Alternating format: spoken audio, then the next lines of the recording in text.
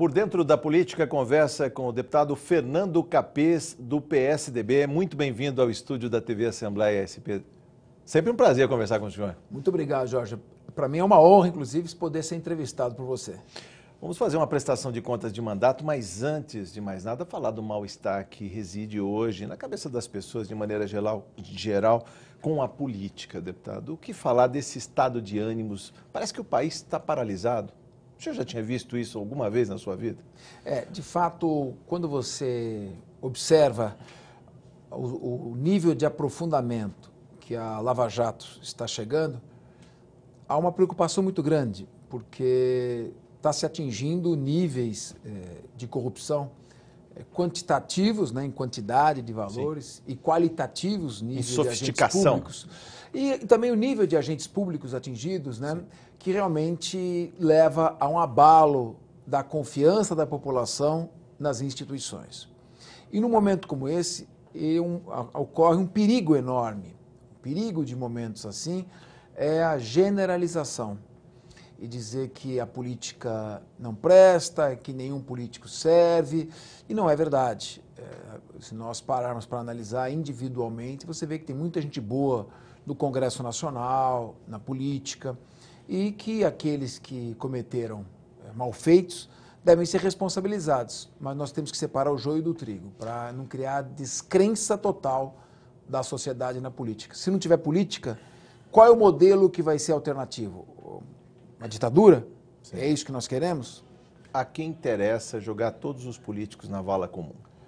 Olha, isso acho que é uma série de circunstâncias. Quando você explora o nome de algum agente político mais importante ou que traz uma repercussão maior na mídia, isso, sem dúvida alguma, provoca aumento da audiência em blogs, em sites, aumento da audiência na própria televisão, no rádio, e isso atrai patrocinadores. Sim. Então, há todo um ciclo vicioso que leva a população a estar ávida por notícias. Sim. Essas notícias, muitas vezes, não são checadas, são divulgadas de maneira assodada.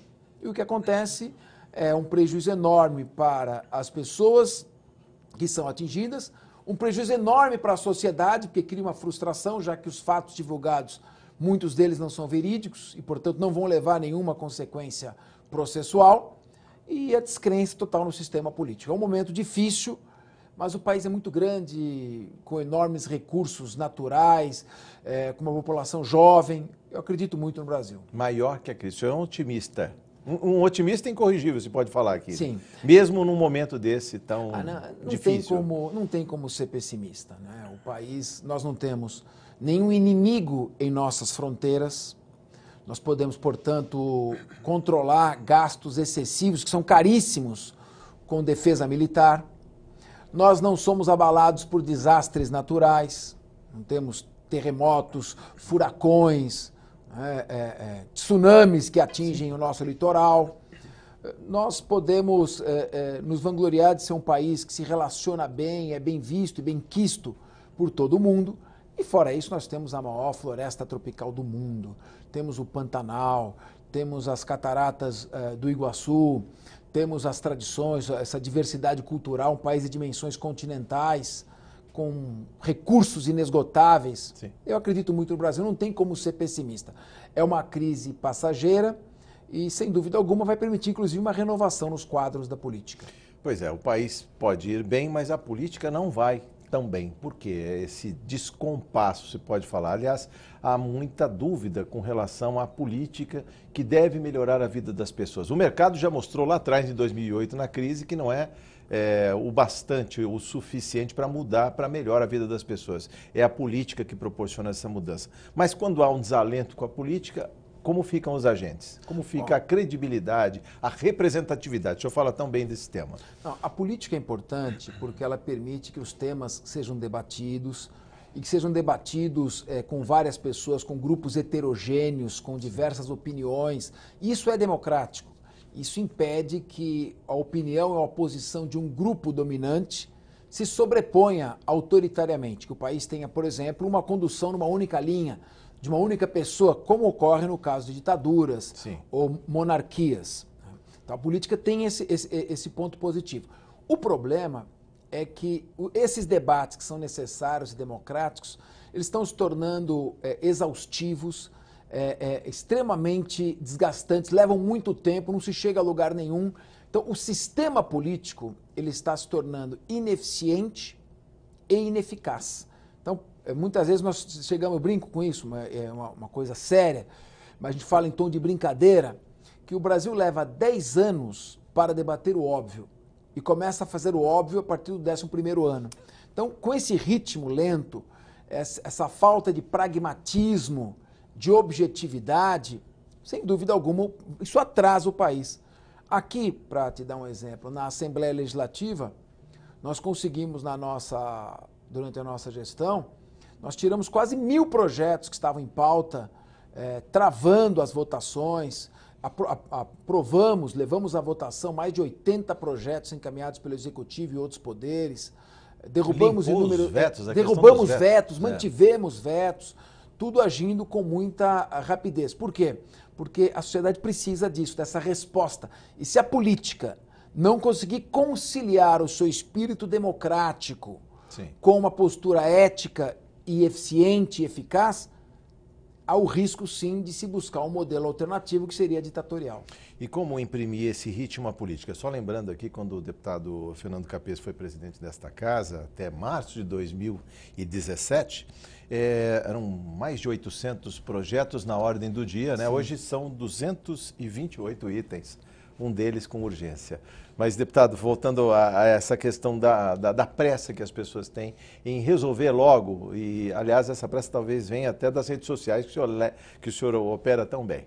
Sim, há uma justa aspiração. Hoje nós, quando olhamos o Supremo Tribunal Federal, nós analisamos que o Poder Judiciário, através da sua mais alta corte, está invadindo sistematicamente seara do Legislativo. Isso é judicialização da política? É uma judicialização da política, é um ativismo judicial que vai muito além da interpretação de princípios constitucionais. Então, sob o argumento de que os princípios constitucionais são muito vagos, precisam ser aplicados, o Supremo começa a revogar uma série de leis, edita súmulas vinculantes que substituem a legislação. E por que o Supremo Tribunal Federal está fazendo isso? Eu critico o Supremo? Não. Eu critico o Congresso Nacional. A ausência do Legislativo. Sim, a ausência do Legislativo, a sua demora, a sua modorra, a sua falta de eficiência, de agilidade, de rapidez. Então, a lei do nepotismo, que proíbe o nepotismo na administração pública. O Congresso Nacional não editou essa lei. O Supremo vem e edita uma súmula vinculante. Tipos penais que precisam ser revistos, atualizados. A demora do Congresso Nacional suscita essa intervenção cada vez mais abrangente do Judiciário. Aí eu te pergunto, como resolver isso? É preciso ter um pacto entre os deputados federais, os senadores, de agilidade, de começar a analisar mais as questões, de tirar os projetos que estão na gaveta, verificar que eles são realmente importantes e levar adiante. Você tem a reforma previdenciária, a reforma trabalhista, a reforma política, que é fundamental, mudar o sistema político. Tem, por exemplo, o Poder Executivo, com um presidente fragilizado, com muitas denúncias, capacidade de estar à frente destas reformas que são tão candentes, tão importantes não só para essa geração de brasileiros, mas para as futuras gerações, como é o caso da Previdenciária? Essa é uma questão. Quando o PSDB, no caso o partido a qual eu pertenço, optou em fazer parte, integrar o governo, ele optou em fazer parte de um governo que tinha uma pauta de reformas necessárias para o país. E isto, neste momento, é mais importante que qualquer outra coisa. Mais importante até mesmo que o eventual dano à imagem do partido. Então, se o governo... com as reformas. Com as reformas. Se o governo demonstrar... Aliás, essa foi a palavra, inclusive, do deputado líder do PSDB na Câmara dos Deputados. Se o governo demonstrar a capacidade de levar adiante a reforma trabalhista, a reforma previdenciária e fazer com coragem uma reforma política já válida para 2018, a meu ver, justifica-se um apoio para que essas reformas prossigam e o país não pare. Agora, se os fatos começarem a irem se atropelando denúncias se sucedendo, e retirar dele completamente a capacidade de articulação e de comando, infelizmente, não há como se dar sustentação. Nesse caso, temos que partir para eleições indiretas ou eleições diretas, o que levaria a uma paralisação do país. É isso que eu quero saber do senhor, só para ilustrar para o nosso telespectador. Deputado Ricardo Trípoli, do PSDB, é o líder do partido lá na Câmara dos Deputados, ele que foi presidente desta Casa de Leis. Mas lembrando, o que está escrito, né, na Constituição é que na vacância do presidente e do vice-presidente haveria na segunda metade do mandato uma eleição indireta, ou seja, senadores e deputados que escolheriam o próximo presidente caso o presidente Temer renuncie. Como é que o senhor vê essa possibilidade que está colocada aí, principalmente nas organizações sociais, aliás, nos movimentos sociais, não vamos confundir, nos movimentos sociais, aquela bandeira, fora Temer, eleições diretas já? Bom, eleições diretas já demandariam uma reforma na Constituição.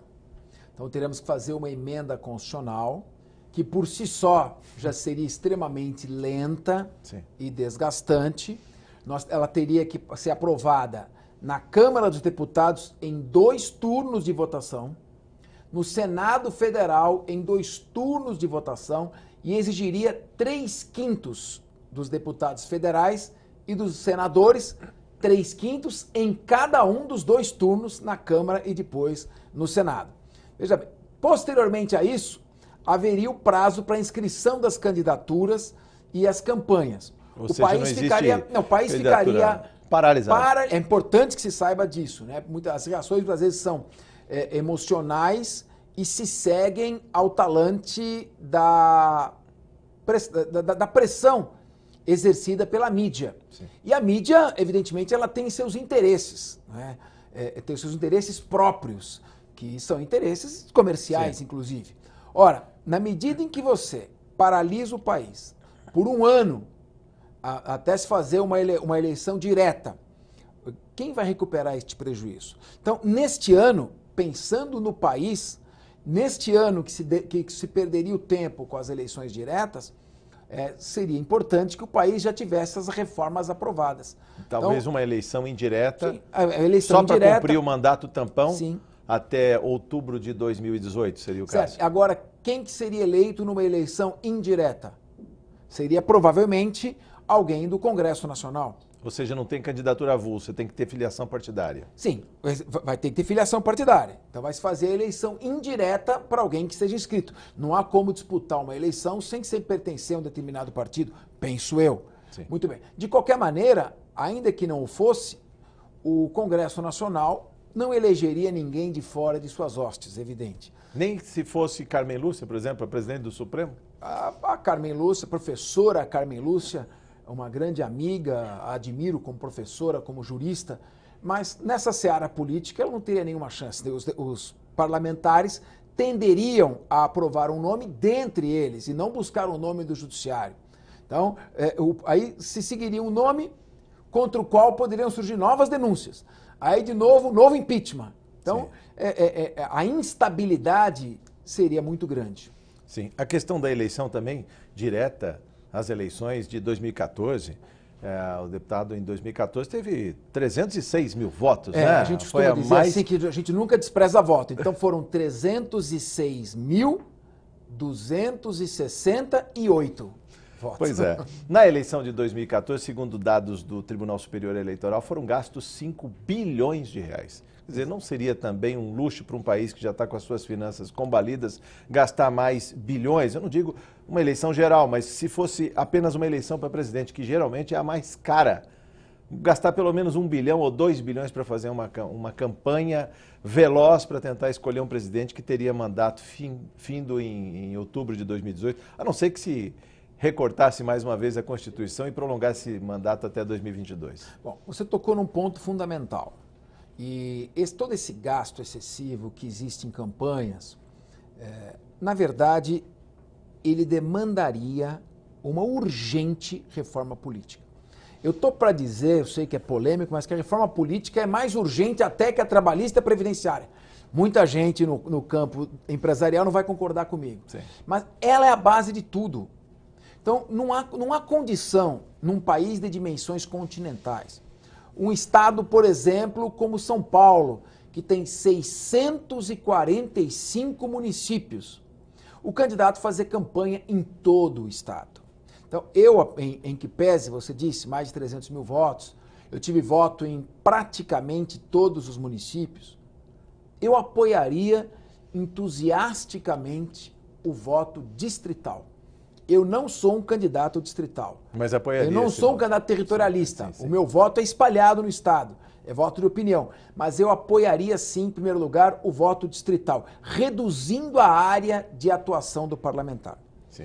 Em seguida, apoiaríamos a proibição que já está sendo feita, inclusive, sim, de gastos com cavaletes, perfureides, proibiria também, eu sei que também é mais o marketing político, sim, tiraria os marqueteiros políticos e faria uma reforma de maneira que somente os partidos que tivessem um determinado número de parlamentares no Congresso Nacional poderia subsistir. Esses partidos pequenos, a meu ver, tenderiam a se aglutinar. Sim. Porque não dá para você Até pela sobrevivência de alguns políticos. Tem praticamente 35 partidos. São 35 já partidos registrados no Tribunal Superior Eleitoral, 28 deles com assento na Câmara dos Deputados, ou seja, com direito a recurso do fundo partidário, 800 milhões, mais de 800 milhões que foram aprovados no ano passado, e também o direito à propaganda política.